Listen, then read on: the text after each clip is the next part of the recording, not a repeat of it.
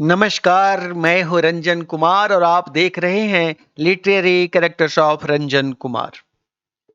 और इसमें चल रही है कहानी अभी मेरे उपन्यास बड़ा बाबू पर आधारित अतश्री नवल नारायण कथा। और अतश्री नवल नारायण कथा के 25 अंक पूरे हो चुके हैं। आप नवल नारायण कथा के सभी पात्रों से परिचित हैं और आपको यह भी याद होगा कि पिछले अंक में हमने कहानी को कहां पर छोड़ा है। और बहुत खुशी हो रही है कि औसतन लगभग नवल नारायण कथा के और इसके पहले जो कहानी चल रही थी जिसे हमने अभी बीच में रोका है, प्रोफेसर पुराण एंड पसाकोलॉजी भौजी, औसतन 300 लोग यहाँ पे इस कथा को सुन रहे हैं। और हमारे साथ बैठे हुए हमारे दो श्रोता सम्मुख हमारे जनार्दन चाचा और संजय भैया, जिन्हें मैं आज श्री नवल नारायण कथा सुना रहा हूं। तो आपको याद है पिछले अंक में हमने कहानी को कहां पे छोड़ा है? नवल नारायण बिना घर में बताए माया को कुर्था पोस्ट ऑफिस के क्वार्टर में रख करके गदाईपुर भाग जाते हैं। गदाईपुर से एक चिट्ठी आती है दत्त बाबू की, और वो चिट्ठी के बाद ये बहाना करके पोस्ट मास्टर से कि बाबूजी बहुत सीरियस हैं, नवल नारायण गदाईपुर भाग जाते हैं। और इतने गैर जिम्मेदार नवल नारायण कि घर में बताने तक नहीं आते अपनी पत्नी को कि मैं कहीं जा रहा हूं। और उसके पहले आपको याद है नवल नारायण माया को और अपने बच्चों को जहां रख गए हैं, 1 किलो चावल, आधा किलो दाल, थोड़ा सा नमक, थोड़ा सा तेल, आटा रख गए थे। तो आटा बनाने के लिए, रोटी बनाने के लिए कोई सामग्री नहीं, चौका और बेलन नहीं, तवा नहीं, और थोड़ा सा कोयला जलावन के रूप में रख गए थे। और दूसरे दिन गायब हो गए, घर में गिलास तक नहीं। और उस बीच में नवल नारायण का सबसे छोटा पुत्र, वो 18 महीने का जो है बकलेसवा, उसे बुखार लग जाता है। अब माया हैरान और परेशान कि ना घर में सामान है, ना पैसा, एक भी पैसा नहीं माया के पास।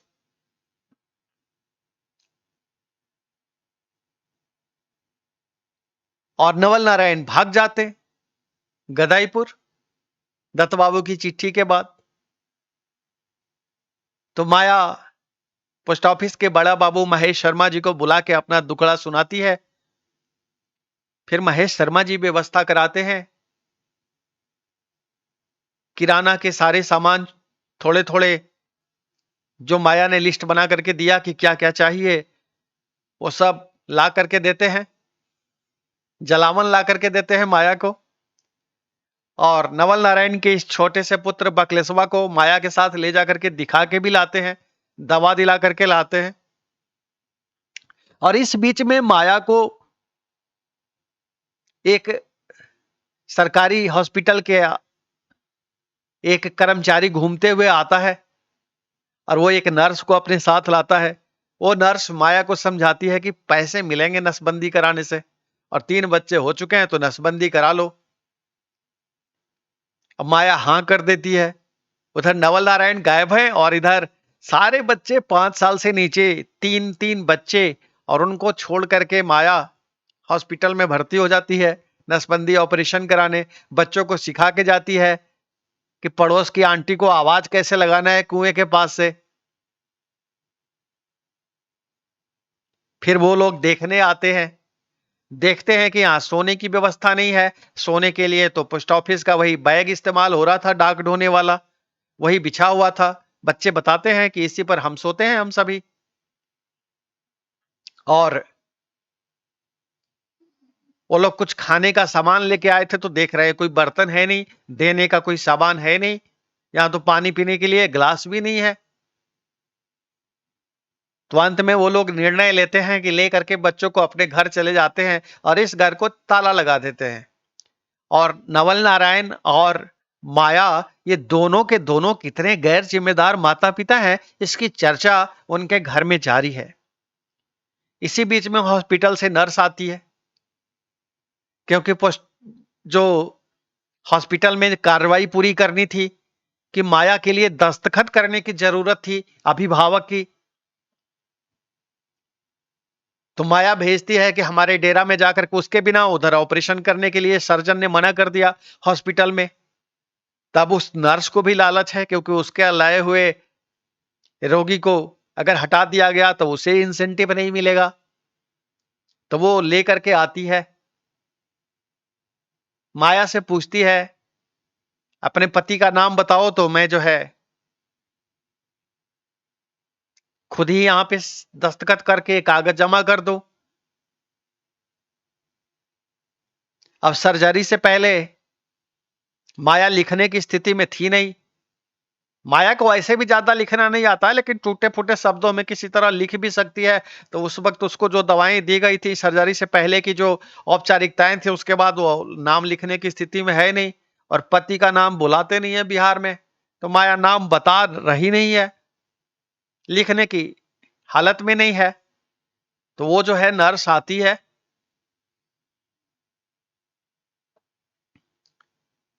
और ये जो नवल नारायण का सबसे बड़ा पुत्र था उसकी तलाश में, और जब देखती है वहां ताला बंद है, तो फिर पूछती है बगल के हलवाई से बच्चे कहाँ गए। फिर वो बताता है उधर हैं। तो उधर घर में जाकर के और उस बच्चे से दस्तखत करवाती है, पिता का नाम पूछती है, पिता का नाम वहां लिखती है, और कहती है इस पर कुछ भी किसी भी तरह से बुकड़ दो बाबू, इस पे दस्तखत चाहिए अभिभावक का। तो वो बच्चा पहली पहली बार अपने पिता का नाम वहां पे लिखता है उस पर, क्योंकि यही बताया जाता है कि माँ का आदेश है, माँ यही कह के भेजी है कि इस पे लिखवा के ले आओ। तब उस कागज को वो जो बच्चों के देखभाल करने के लिए वो जो पड़ोसी थे जो देख रहे थे, वो देखते हैं वो एक मुस्लिम परिवार है। तब उस पूरे कागज को पढ़ते हैं कि ये है क्या। तब वो माया को लानते भेज रहे हैं और नवल नारायण को लानते भेज रहे हैं कि कैसे गैर जिम्मेदार माता पिता हैं। एक तो शायद घर में कोई इमरजेंसी हुई है, नवल नारायण को लानतें कम मिल रही हैं, क्योंकि उनको पता है कि नवल नारायण तो शायद घर में कोई बीमार है, उसे देखने चले गए हैं। लेकिन बच्चों की माँ कितनी गैर जिम्मेदार है, तो नसबंदी का ऑपरेशन कराने चली जाती है, ये कह के कि तुम पड़ोसन को आवाज लगाना, और अगर पड़ोसन किसी भी तरह से मदद को उपलब्ध ना हो पाए तो इन तीन बच्चों का क्या होता। तो यहीं पे पिछली बार कहानी रुक गई थी, और संजय भैया ने एक सवाल पूछ लिया था। बोले रंजन बाबू नवल नारायण गए कहाँ थे गदाईपुर, क्या दत्त बाबू सच में बीमार थे। तो मैंने कहा था इसका उत्तर मैं आपको अगले अंक में दूंगा। तो जब मैं वापस आता हूं दीर्घ शंका करके, तो जनार्दन चाचा और संजय भैया बैठे हुए थे, हमारे सम्मुख बैठे दो श्रोता। और जनार्दन चाचा पूछते हैं रंजन बाबू एगो और सवाल आ गया है मन में। तो हमने कहा पूछिए जनार्दन चाचा। तो बोले माया वो बिना चूल्हा के कोयला कैसे जलाती थी। तो मैंने कहा जनार्दन चाचा, वो पत्थर वाला कोयला मोटा मोटा नहीं था, वो सामने मैंने बताया ना बेकरी था। तो बेकरी में से जली हुई लकड़ियों से जो कोयला निकलता है, लकड़ी का कोयला जिसे काष्ठ कोयला भी कहते हैं, लकड़ी जलने के बाद जो हल्का सा कोयला होता है, बहुत ही हल्का होता है वो, और वो जलने में भी आसान होता है। तो नवल नारायण को घर के सामने वो कोयला मिलते हुए दिखा था, वही कोयला उन्होंने ला दिया था, और उन्होंने कहा था इस पर केरोसिन ऑयल छिड़क करके इसे सुलगा लो, और इसके चारों ओर जब ये सुलग जाए तो इसके चारों ओर ईंटें सजा लो और उसके ऊपर खाना बना लो। तो संजय भैया बोले ओहो अब न पकड़े, यही तो समझ नहीं पा रहे थे कि कोयला का बिना चूल्हा के खाना कैसे बन रहा था। तो मैं बोला संजय भैया, नवल नारायण बहुत जुगाड़ू हैं, एक से बढ़ के एक जुगाड़ जानते हैं। तो नवल नारायण ने ऐसे ही जुगाड़ माया को समझाया कि ऐसे खाना बना लो, अब बाद में देखते हैं। और जब अगला दिन माया ने कहा कि अब क्या करें, नवल नारायण कहते हैं जैसे कल बनाई वैसे आगे बनाते रहो। और उसके बाद तो नवल नारायण भाग गए गदाईपुर। दत्त बाबू की एक चिट्ठी मिलती है और चल देते हैं। तो संजय भैया फिर पूछते हैं और चिट्ठिया में कहा था रंजन बाबू। मैं बोला अभी बताता हूं। और फिर महेश बाबू से जब माया मंगाती है तो महेश बाबू भी वही सामने से कोयला ला करके जलावन के रूप में दे देते हैं। तो वो लकड़ी के कोयले से माया खाना बना रही थी। अब संजय भैया के इस प्रश्न का उत्तर कि नवल नारायण गए कहां थे। दत्त बाबू ने चिट्ठी भेजी थी। चिट्ठी में दो बातें थी। पहली बात तो ये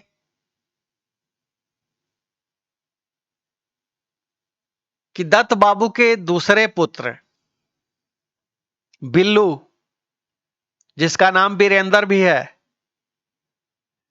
तो उसको अचानक से एक ट्रेनिंग में भेज दिया गया। और उधर बिल्लू की पत्नी घर में गर्भवती और बार बार बीमार पड़ रही। तो दत्त बाबू को याद आता है गांव में और कोई डॉक्टर तो है नहीं। अब ऐसे में अगर नवल नारायण होते तो घर का बात घर ही में रहता, अरवल तक ले जाकर के इंजेक्शन नहीं लगवाना पड़ता। और डॉक्टर ने लिख दिया कि इसको इंजेक्शन लगाओ, हर दूसरे दिन इंजेक्शन लगना है 5 दिन तक। और इस बीच में बुच्ची साव और महेंद्र लाल को लालच आ गई कि अब नवल नारायण से पैसे ऐंठने चाहिए, और उधर मित्तल प्रसाद को भी।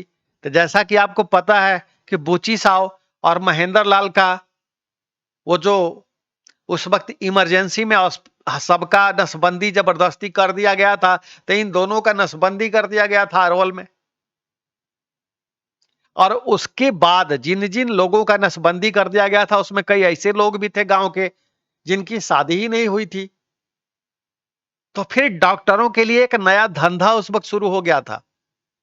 उस नसबंदी ऑपरेशन का जो सरकारी हॉस्पिटल में कर दिया गया है, उसको वापस नसबंदी ऑपरेशन को हटाया जा रहा था प्राइवेट डॉक्टरों के द्वारा। पटना में, गया में, एक आध जगह पे जहानाबाद में भी। और उसके लिए काफी मात्रा में पैसा लिया जा रहा था। अब महेंद्र लाल, अब बुच्ची साव, ये दोनों को परेशानी थी कि इनकी भी नसबंदी कर दी गई थी और ये चुपचाप बेचारे मन मारे बैठे थे। लेकिन जब इनकी पत्नी को तो पता नहीं था ना, इनकी पत्नी ने खुशखबरी सुनाया हम मां बनने वाले हैं, तब इनका पारा गर्म हुआ। तब इन्होंने मार कुटाई घर में करनी शुरू करी। तब इनको सच पता चला कि अच्छा, तो ये नवल नारायण यहाँ पे ये कारनामे करके गए हैं। तब उन लोगों ने नवल नारायण को आके पकड़ा था दत्त बाबू के घर में। तब नवल नारायण गांव से निकाल दिए गए थे क्योंकि दत्त बाबू समझ गए थे ये नवला कांड करता रहेगा, अब पहले ही हम जुर्माना देके छूटे हैं, इसका आदत छूटने वाला है नहीं, तो ये बार बार फजीहत में डालता रहेगा। और बुच्ची साव और महेंद्र लाल जुर्माना मांगने लगे थे। और वो ये भी अब बुच्ची साव और महेंद्र लाल को क्या हो गया था कि उनको ये लालच था कि अब नवल नारायण जुर्माने का पैसा देंगे हमको। जब ये जुर्माने का पैसा देंगे तो उससे जो गांव के लोग बताते हैं कि जाकर के वहां हॉस्पिटल में हम इस ऑपरेशन को वापस बदल दे सकते हैं, वापस करवा ले सकते हैं ऑपरेशन, हम नॉर्मल हो जाएंगे, हमारा ये नसबंदी करल खत्म हो जाएगा। तो जनार्दन चाचा बोले हाँ रंजन बाबू सही है कह रहे हैं, उस वक्त में ये सब खेल खूब होता था। तो मैं बोला जनार्दन चाचा उस वक्त में जो ये खेल होता था ना, तो उसी खेल का लालच आ गया था इन लोगों को। और उधर मित्तल प्रसाद को भी लालच था ही कि अब नवल नारायण ने जितना हमारी पत्नी से पैसा वसूला है, क्योंकि नवल नारायण ने कितना पैसा वसूला है ये मित्तल प्रसाद की पत्नी अब उनको पढ़ा रही थी, क्योंकि उसको चिढ़ था कि नवल नारायण बिना बताए छोड़ के कैसे भाग गए हैं गांव। तो नवल नारायण को बेवफा समझ रही थी। तो नवल नारायण से बेवफाई का बदला लेने के लिए मित्तल प्रसाद को जो जो गुप्त बातें थी इन दोनों के बीच की, वो धीरे धीरे अपने फायदे की चीजें छुपाते हुए नवल नारायण को और अच्छे से विलेन बनाए जा रही थी। तो उधर मित्तल प्रसाद जिसका स्वभाव ही बड़ा शीतल है, लेकिन वो भी भड़का हुआ था। तो तीनों ने मिल करके नवल नारायण के ऊपर बहुत सारी अपनी देनदारियां रख दी। अब दत्त बाबू डरा गए कि ये देनदारी कौन पूरा करेगा, मैं। तो दत्त बाबू ने नवल नारायण को तुरंत गदाईपुर से तड़ीपार कर दिया था। तो संजय भैया बोले हाँ रंजन बाबू यह याद है। तो चिठिया में कहा था, मैं बोला चिठिया में यही था। अब दत्त बाबू के दो काम होने थे, उनका बेटा वीरेंद्र और बिलुआ है नहीं, वो ट्रेनिंग करने गया है, उसकी पत्नी मां बनने वाली है, अब उसकी पत्नी को इंजेक्शन लगना है, गांव में दूसरा कोई डॉक्टर है नहीं, बार बार अरवल ले जाए तो ये बोझा किसके ऊपर आवेगा, जाहिर सी बात है दत्त बाबू के ऊपर। और दत्त बाबू ये सब काम इतना छरफरी से करते नहीं है। उनके लिए बहुत बड़ा मुसीबत है कि हर दिन जो है एक इंजेक्शन लगवाने के लिए हम गदाईपुर से अरवल तक ले जाएं। तो दत्त बाबू ने सोचा एक काम करते हैं, नवल नारायण को चिट्ठी लिखते हैं। यानी बुचियो और महेंद्र भी खोज रहा है कि नवल नारायण आखिर हैं कहां, क्योंकि नवल नारायण की जहां नई पोस्टिंग हो गई थी कुर्था, तो नवल नारायण उनको भेटा नहीं रहे थे अरवल उसरी में, और ये लोग पहले जाके इनको अरवल और उसरी में पकड़ लिया करते थे। तो नवल नारायण का नया ठिकाना उनको पता नहीं था। तो दत्त बाबू ने उनको ठिकाना नहीं बताया, बोले उनका जो पता है हम उस पर चिट्ठी भेजते हैं और उनको बुलाते हैं। तो दत्त बाबू ने यही चिट्ठी में लिखा था कि बुची, सीतालाल, महेंद्र लाल तीनों मिलकर के तंग करे हुए हैं। तुमने उनसे वादा किया है कि तुम उनका सब किस्त भरेगा। अब नवल नारायण और बुची साहब और महेंद्र लाल के बीच में, मित्तल प्रसाद के बीच में एक समझौता हुआ था कि हम एक मुश्त तो पैसा आपको दे नहीं सकते हैं, तो जैसे जैसे हमको सैलरी मिलेगा तो 2-2 महीना पर आके आप लोगों का एक किस्त बांध लीजिए, वो किस्त हम चुकाते रहेंगे। अब तीनों लोगों ने किस्त बांध लिया था अपना कि नवल नारायण इतना रुपये महीना हर महीना हमको दिया करेंगे और 2-2 महीने पर आके हिसाब कर जाया करेंगे, ये नहीं। और ये किस्त बहुत लंबा बधाया था, जैसे आजकल बैंक से लोग होम लोन लेते हैं, कार लोन लेते हैं, और 15 साल 20 साल जिसको जैसा मर्जी होता है उतना दिन का ईएमआई बंधवाते हैं। तो नवल नारायण ने अपने कुकर्मों का ईएमआई बंधवाया था उन तीनों के यहां, और वो जो ईएमआई है वो 25 साल के लिए बंधा गया था। अब आप सोचिए कि मैं जो कहानी बता रहा हूं नवल नारायण की, ये कहानी नवल नारायण जो गदाईपुर गांव से निकाले गए थे, ये कहानी 1978 की है। 1978 के आखिरी महीनों में नवल नारायण निकाले गए थे और उसके बाद 25 सालों की किस्त तय होती है। तो 2003 तक आगे नवल नारायण कर्जदार है, वो किस्त भरना है उनको, और वो किस्त मित्तल प्रसाद को देना है, बुच्ची साहब को देना है और महेंद्र लाल को देना है। अब नवल नारायण जब गायब हो गए, एक आध किस्तें दी किसी तरह से, क्योंकि जब तक नवल नारायण अरवल और उसरी में थे कहां से किस्त लाते, इनका तो सब सैलरी इधर उधर ही चला जाता था। तो किसी दूसरे से उधार पैंचा लेके एक आध किस्त चुकाए थे, तब तक नवल नारायण का ट्रांसफर हो जाता है कुर्था। तो नवल नारायण सोचते हैं कि अपने वादे से मुकर जाएं, और नवल नारायण का कोई अता पता रहता नहीं है, बता के आए नहीं है। अब जब ये तीनों खोज रहे हैं तो अंत में फिर दत्त बाबू का गर्दन पकड़ते हैं। तो दत्त बाबू ने उस वही चिट्ठी में लिखा था कि आप आ जाइए और निपट लीजिए बुच्ची साहब से, महेंद्र लाल से, अमितल प्रसाद से, जो इनको वादा किए हैं किस्त देने का, इसमें धोखा देने का कोशिश मत करिए, नहीं तो ये आपके जान के ऊपर भारी पड़ेगा और आप हम सब परिवार वालों को भी मुसीबत में डाल रहे हैं। दत्त बाबू ने उसके बाद आखिरी पैरा में लिख दिया था कि बिलुआ की पत्नी जो है मां बनने वाली है वीरेंद्रा की, और वीरेंद्रा को ट्रेनिंग पर भेज दिया गया है और उसको लगातार 6 इंजेक्शन लगने हैं हर दिन। हमारे लिए बड़ा मुश्किल काम है उसको रोज अरवल ले जाना। तो आप क्यों नहीं आ जाते हैं, और अगर आप आ जाते हैं तो दोनों ही काम सोल्व हो जाएगा। आप अपने गांव में अपने उन यार दोस्तों से मिल करके उनको समझा लीजिए, उनको वादा कर लीजिए, उस वादे पर खरे उतरिए और हमारा ये काम भी पूरा कर दीजिए। तब जनार्दन चाचा और संजय भैया बोले, ओहो, तो नवल नारायण इसके चक्कर में गए थे। मैं बोला बिल्कुल सही समझे जनार्दन चाचा और संजय भैया। नवल नारायण को किस्त संभलवाने से ज्यादा इसकी थी कि जो बिलुआ की पत्नी पेट से है ना, और उसे इंजेक्शन लगाना है और उसे जरूरत है। संजय भैया बोले ये बिलुआ के पत्नी या वीरेंद्र के पत्नी जो हुई, इसके प्रति नवल नारायण का इतना केयरिंग फीलिंग क्यों था। तो जनार्दन चाचा ही बोल उठे मुझसे पहले कि ओहो संजय, कैसा सवाल पूछ लेते हो, नवल नारायण का चरित्र नहीं जाने हो। तो हमने भी उनको आश्वस्त किया कि बिल्कुल सही कह रहे हैं जनार्दन चाचा, नवल नारायण का जो चरित्र है, और नवल नारायण को दिखा कि अब भाई नहीं है, और जो हमारी छोटे भाई की पत्नी है, अब हमें उसके देखभाल की जिम्मेदारी बाबूजी दे रहे हैं, तो बहुत ही अच्छा अवसर है उसके दिल में उतरने का। और कहीं न कहीं नवल नारायण अपने छोटे भाई की पत्नी को दिल ही दिल में पसंद करते थे, लेकिन घर में उनको अवसर नहीं मिल रहा था।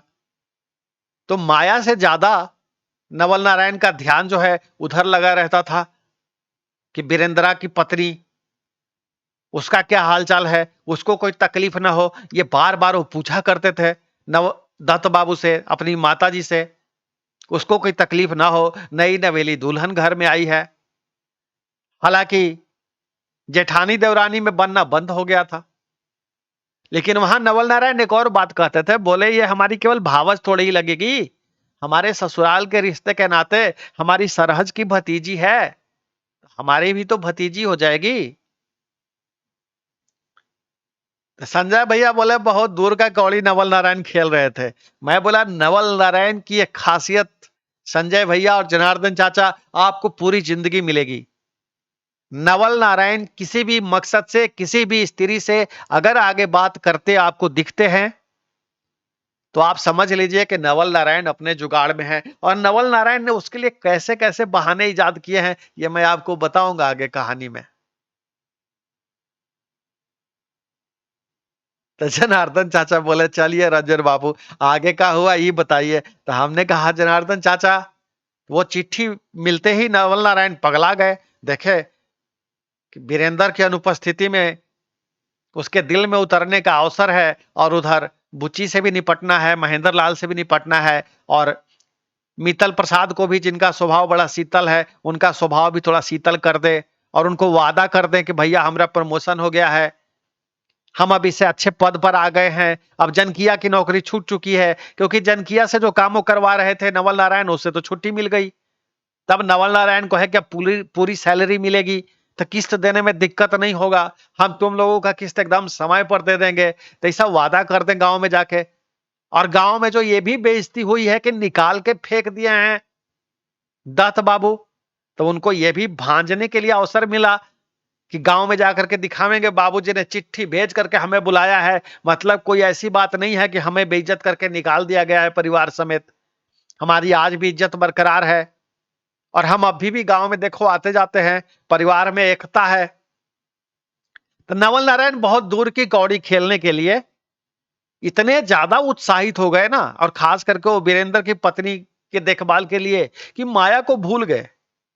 तो जनार्दन चाचा हंसने लगे, बोले वो माया को ऐसे कैसे भूल सकते हैं। मैं बोला जनार्दन चाचा आप तो उसरी में रहते हैं, आपको याद नहीं है, ये कहानी बाद में आवेगा।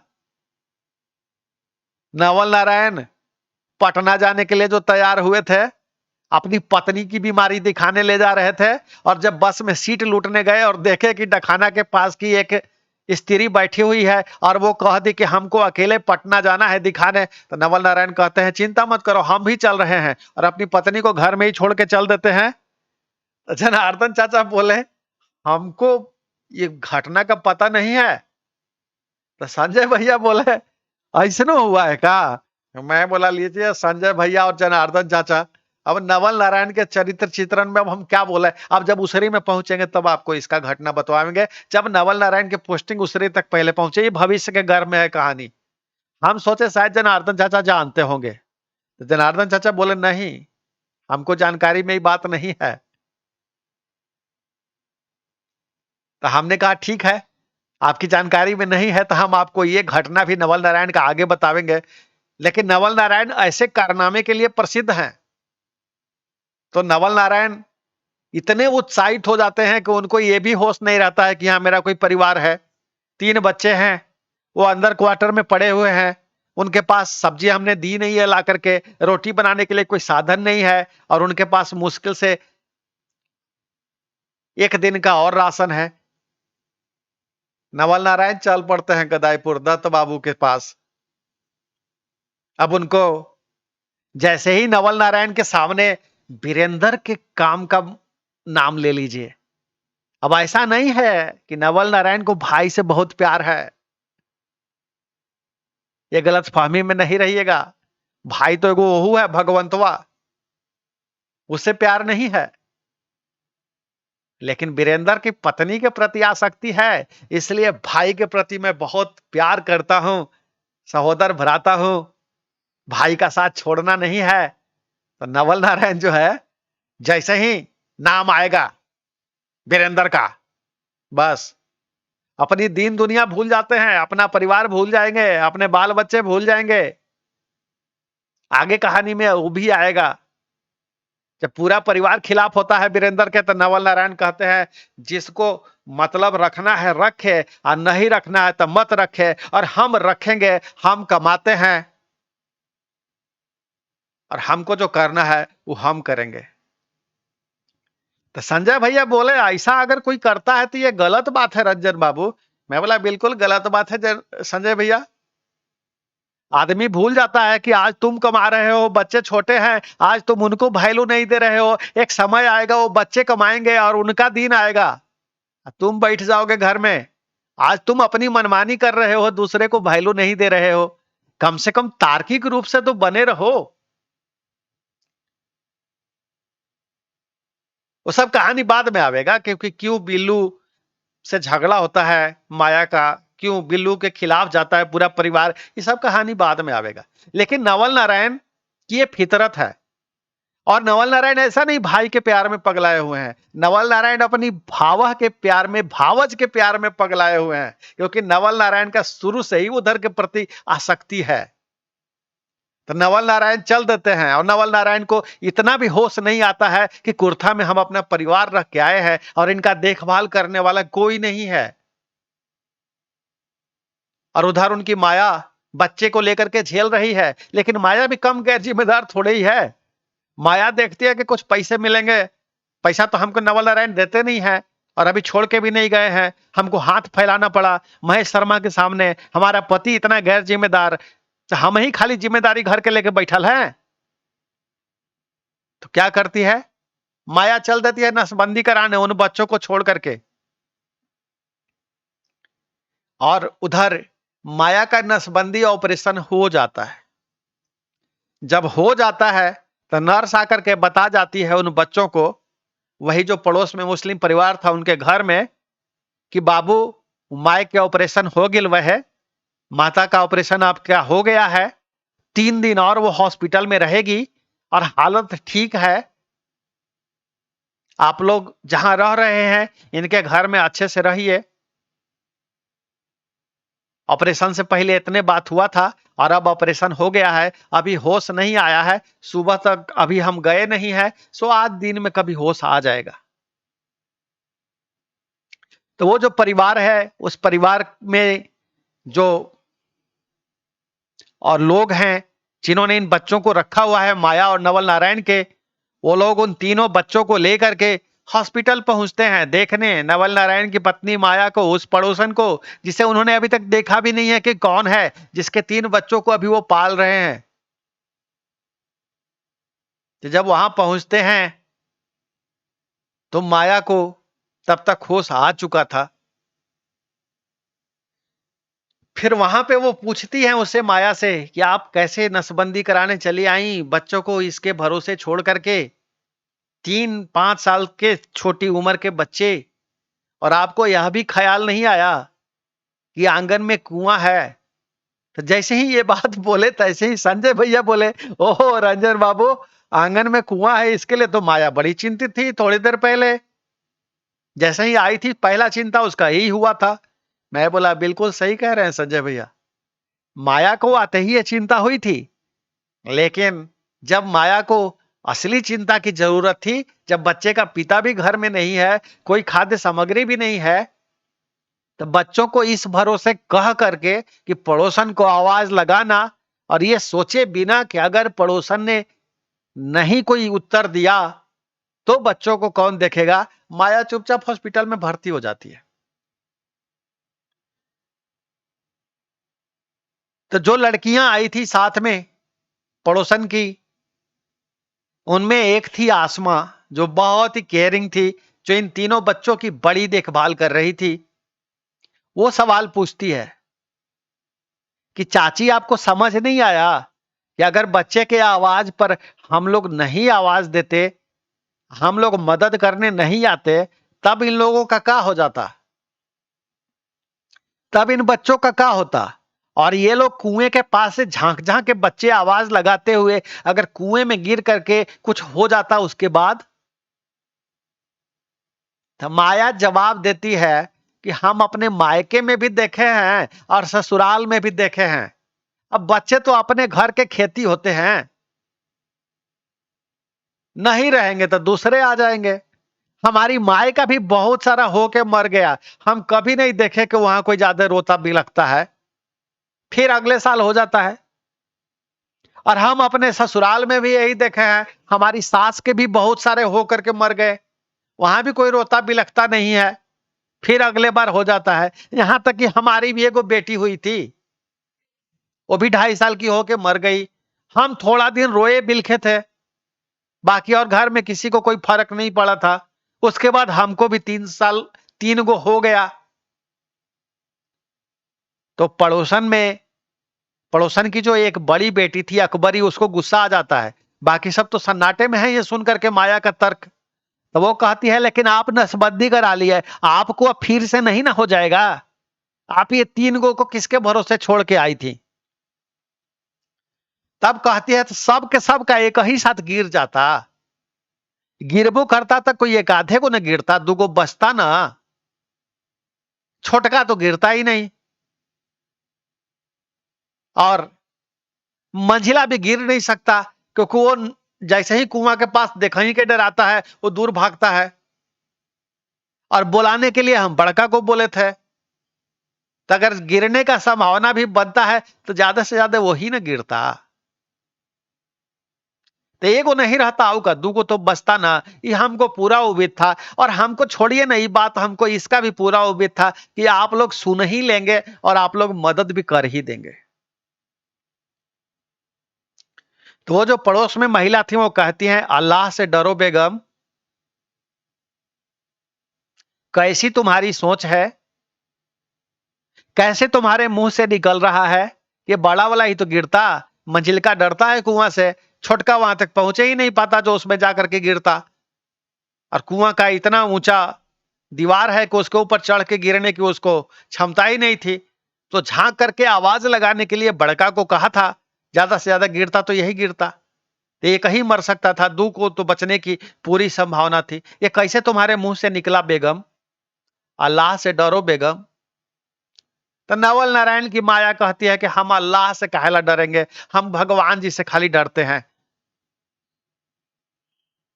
तो उनको और गुस्सा आता है, बोले अल्लाह और भगवान में कोनो अंतर नहीं है मैडम, और आपकी सोच को धिक्कार है। तो नवल नारायण की माया पूछती है, धिक्कार माने क्या होता है। तो उनकी बेटियां उनको चुप रहने का इशारा करते हैं, कहते हैं जाने दीजिए चाची, ये सब जान के आप क्या करिएगा, फिलहाल तीनों बच्चे मेरे पास सुरक्षित हैं और आपका नसबंदी ऑपरेशन हो गया है। सुने पैसा के लिए आप यहाँ आई थी नसबंदी कराने। तो माया पूछी, कौन बताया। तो बोले वही नर्स जो बीच में आई थी साइन कराने। वो बोली कि हमने जब उनको कहा कि पैसा भी मिलेगा और फिर नहीं तो 1 साल बाद मिलेगा, तब वो राजी हो गई। तो माया बोलती है कि हाँ, पैसा के लिए कराए थे, देखिए पैसा मिला भी है। और उसमें से 1 रुपया निकाल के देती है अपने उन तीनों बच्चों को, और कहती है, जाओ बाबू, पाव रोटी खा लेना खुशी खुशी, ये तुम्हारी मम्मी की कमाई है, ये मम्मी को मिला है। तो जनार्दन चाचा कहते हैं, मम्मी की कमाई है और ये माया की सोच है। तो मैं बोला, जनार्दन चाचा, यही माया की सोच है। और माया को क्या फर्क पड़ता है, माया ने तो तर्क द्वारा समझा ही दिया कि छोटका मरता नहीं, वो कुआं में गिर नहीं सकता था, मंजिल का पहले ही से कुआं से डरता है, 1 नंबर का डरपोक बचपन से ही है। और सारा दुसाहस करने का ठिका ये बड़का को दे ही दिया था, जो उसकी खुद की औलाद है नहीं ना, नवल नारायण की औलाद है। उसे तो अपनी बहन की औलाद को उठा लाई थी अपना गृहस्थी बचाने के लिए, तो उसके जीने मरने से माया को क्या फर्क पड़ता है। माया तो चाह ही रही कि उसके राह से कांटा निकल जाओ, ये ना रहे तो ज्यादा अच्छा है, दुगो हमारे खुद के जाए बच्चे हो गए, अब क्या जरूरत है इसको ढोते रहने की, किसी बहाने अगर ये निपट जाता है तो अच्छा है। संजय भैया कहते हैं बहुत क्षुद्र मानसिकता है रंजन बाबू, ये माया को ही क्यों न कुएं में डाल दिया जाए। मैं बोला संजय भैया, हम और आप माया को कुएं में डालने वाले कौन होते हैं?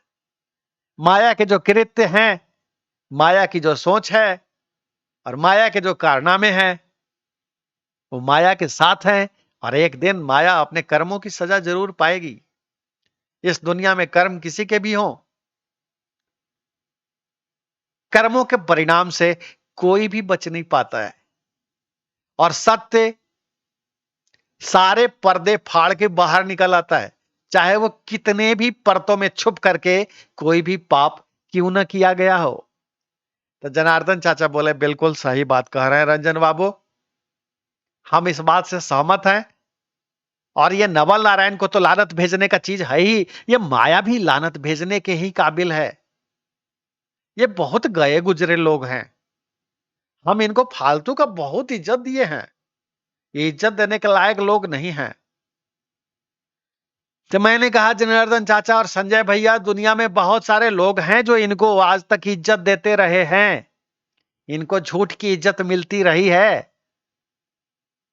लेकिन ऐसे लोगों को समाज के सामने बेनकाब भी तो होना चाहिए, इनका नकाब इनके चेहरे पर से उतरना चाहिए। तो संजय भैया पूछते हैं नवल नारायण लौट के आए कि नहीं, नवल नारायण उधर क्या कर रहे हैं? मेरा नवल नारायण उधर क्या कर रहे हैं, इसका जवाब यह है कि नवल नारायण को 6 इंजेक्शन देने थे, 6 दिन। तो नवल नारायण उधर अपने छोटे भाई वीरेंद्र की पत्नी को इंजेक्शन लगा रहे हैं, और जब इंजेक्शन लगाने के लिए नवल नारायण स्पर्श करते हैं, देखते हैं अपनी भावज को बहुत नजदीक से, तब नवल नारायण देखते हैं कोई बात नहीं, मित्तल प्रसाद की पत्नी से नहीं बना तो कोई बात नहीं, जैसे मित्तल प्रसाद की पत्नी दिखती है उससे ज्यादा अच्छी तो ये दिख रही है। और संजय भैया, मैं ये लाइन ये कहने में बहुत गंदा लगेगा कि नवल नारायण का सोच विचार क्या था, इसलिए मैं नवल नारायण की डायरी में जो लिखा है हूबहू आपको वो बता रहा हूं। नवल नारायण उस वक्त का जिक्र करते हुए डायरी में लिखते हैं कि चंचल हिरनी जैसी आंखें, सांवला चेहरा, चेहरे पर वो मासूमियत जो कभी भी मुझे माया के चेहरे पर नहीं दिखी, और जब भी मैं इंजेक्शन लगाने जाता हूं, उसका स्पर्श करता हूं, वो सिहर जाती है, मेरी आंखों में आंखें डाल के देखती रहती है, और मैं मोहित सा होकर के मुझे लगता है कि मैं चक्कर खा के इसकी गोद में ना गिर पड़ूं। अगली पंक्ति में नवल नारायण अपने आप को शायर बनाते हुए लिखते हैं कि हे खुदा, ये मोहब्बत में कौन सा मकाम आ रहा है कि मेरा दिल इसके नाम आ रहा है। तो जनार्दन चाचा कहते हैं हम बाह बाह नहीं करेंगे, साला चप्पल उठा करके नवल नारायण अगर मिल जाए ना तो अभी ये ऊपर से नीचे तक सहेट देंगे। तो मैं बोला ये नवल नारायण का शेर बाह बाह करने लायक नहीं है जनार्दन चाचा, आप अपने गुस्से पर काबू रखिए। नवल नारायण इतना बेशर्म इंसान है कि अपनी भावज के बारे में अपनी डायरी में ऐसा भी लिख सकता है। अगर नवल नारायण ने अपनी ये भावनाएं डायरी में दर्ज न की होती तो मैं जान भी नहीं पाता कि नवल नारायण कुर्था से गदाईपुर तक लौटा क्यों था। तो संजय भैया बोलते हैं ये नवल नारायण बहुत बड़का वाला हरामखोर है रंजन बाबू, इसको लानत है। हमने कहा जनार्दन चाचा आप भी जल्दी से लानत भेजिए, आज का एपिसोड खत्म किया जाए। तो संजय भैया और जनार्दन चाचा लानत भेजने लगे नवल नारायण को। गुस्से से उनका चेहरा तमतमा रहा था, और नवल नारायण को एक नया आयाम मिल गया था कि कोई बात नहीं, मित्तल प्रसाद की पत्नी नहीं तो अब ये सही। तो संजय भैया बोलते हैं कि मासूम क्यों दिख रही थी नवल नारायण को अपनी ये भावज। मैं बोला संजय भैया आप ये भूल कर रहे हैं, मित्तल प्रसाद की पत्नी नवल नारायण से बड़ी थी, बुच्ची साहब की पत्नी भी नवल नारायण से बड़ी थी, और वो उधर महेंद्र लाल की पत्नी भी नवल नारायण से बड़ी थी, और नवल नारायण की खुद की पत्नी माया वो तो नवल नारायण से 12 साल बड़ी थी। तो अब तक नवल नारायण को कोई हम उम्र मिला ही नहीं था। और भी कई जगह नवल नारायण के ठिकाने थे, लेकिन जहां कहीं भी ठिकाने थे उनको भैया ही कहते थे, तो जाहिर सी बात है नवल नारायण से सब बड़े ही मिलते थे। तो ये पहली बार नवल नारायण को अपनी उम्र से छोटी कोई स्त्री मिली है जिसके तरफ नवल नारायण खुद को आकर्षित महसूस कर रहे हैं। और नवल नारायण के आकर्षण का क्या है, नवल नारायण तो कुत्ते से भी गए गुजरे इंसान है, जिधर देखे उधर ही चल दिए। कुत्तों का भी एक सीजन होता है, नवल नारायण का कोई सीजन नहीं है। तो संजय भैया बोले सही कह रहे हैं रंजन बाबू, बहुत लानत है इस आदमी को। मैं बोला इसीलिए नवल नारायण को अब वो एक मासूम दिख रही है, क्योंकि अपने उम्र से थोड़ा सा कम जोड़ीदार कोई दिख रहा है। अब उसके रूप की आसक्ति में नवल नारायण पगला रहे हैं। तो जनार्दन चाचा कहते हैं नवल नारायण की आसक्ति यहां भी कोई ना कोई रंग जरूर लाएगी, जब कहानी में जिक्र आ रहा है। मैं बोला जनार्दन चाचा ये भविष्य के गर्भ में है, और मैं आपको जैसा कि कहानी बता ही रहा हूं। तो आज इस कहानी को अब लानत आप भेज चुके हैं, इस एपिसोड को खत्म करते हैं, और अगला एपिसोड में जब हम आएंगे तो सिलसिलेवार आपको बताते जाएंगे। और जो कोई भी गुल खिलेगा इससे, निश्चित रूप से गुल तो खिला ही है, और वो गुल ऐसा खिलेगा कि उससे इतिहास भी लिखा जाएगा। तो आगे की कहानी हम आपको अगले अंक में बताते हैं। पहले तो अब नियमानुसार मैं लघु शंका कर रहा हूं, तो जनार्दन चाचा और संजय भैया हमें इजाजत देते हैं कि ठीक है रंजन बाबू, आप लघु शंका करके आइए, तो आगे का कहानियां बताइए। यह भी जानने की उत्सुकता है कि नवल नारायण जब यहाँ आएंगे कुर्था लौट के, और जब जानेंगे कि माया ने नसबंदी करा लिया है, तब नवल नारायण के ऊपर क्या गुजरेगा। मैं बोला ये भी आपको बताएंगे जनार्दन चाचा अगली कड़ी में। तो हमारे सभी व्यूवर्स हैं समझदार, उनको पता है कि अब रंजन कुमार जी भाग जाएंगे कह के कि सप्रेम नमस्कार, और मिलते हैं आपको अगली कड़ी में।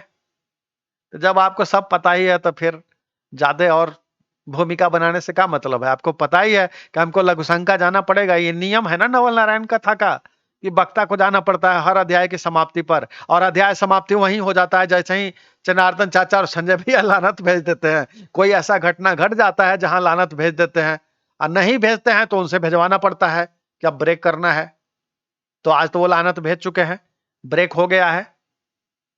तो मिलते हैं हम फिर आपसे, तब तक के लिए सप्रेम नमस्कार। आप देख रहे हैं literary characters of Ranjan Kumar.